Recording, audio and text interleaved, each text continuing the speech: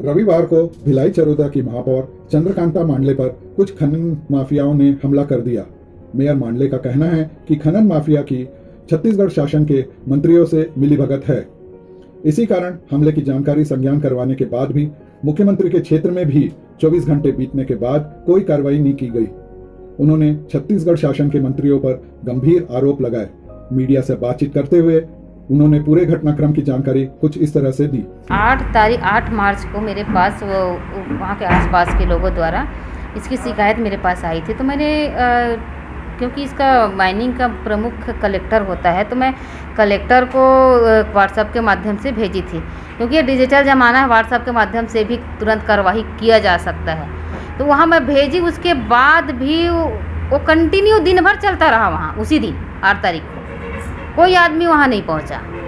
उसके बाद हम अपने प्रचार में व्यस्त हो गए, इधर उधर अपना चुनाव प्रचार में। उसके बाद जब मैं कल चुनाव प्रचार के लिए मैं सिरसा गई हुई थी, तो वहाँ से वापस आई थी, वही सेम गाड़ियाँ फिर से वहाँ से मुरुम की खोदाई कर रहे थे। मुरुम भी, कुछ गाड़ी मुरुम वहीं से मुरुम भी ले जा रहे थे, वहीं से मिट्टी भी निकाल रहे थे, काली मिट्टी।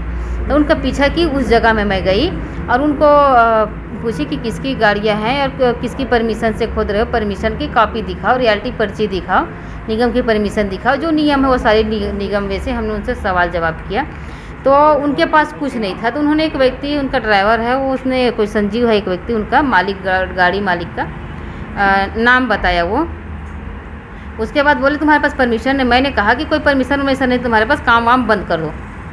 तो उन्होंने काम बंद कर दिया, गाड़ियों के चाबी वाबी दो मैं मंगी, तो उन्होंने सब लोगों ने अपने से ला के दे दिया।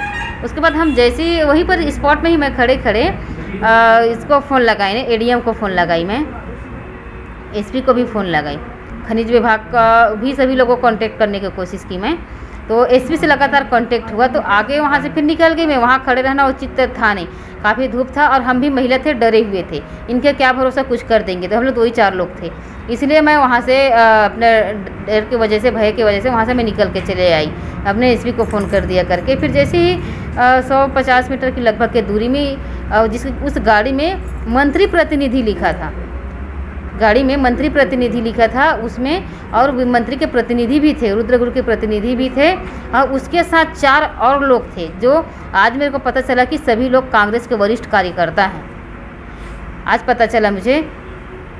और उन लोगों के द्वारा मेरा गाड़ी को के सामने में अपनी गाड़ी खड़ा करा दिए और मेरे चालक का गाड़ी को इस बुरी तरीके से अपने हाथों से उन्होंने पीटा कि तुम कौन होते हो रोकने वाले, हमको खुदाई करने के लिए रोकने वाले, तुम मेयर हो, तुमको 2 महीने में हम हटा देंगे यहाँ से।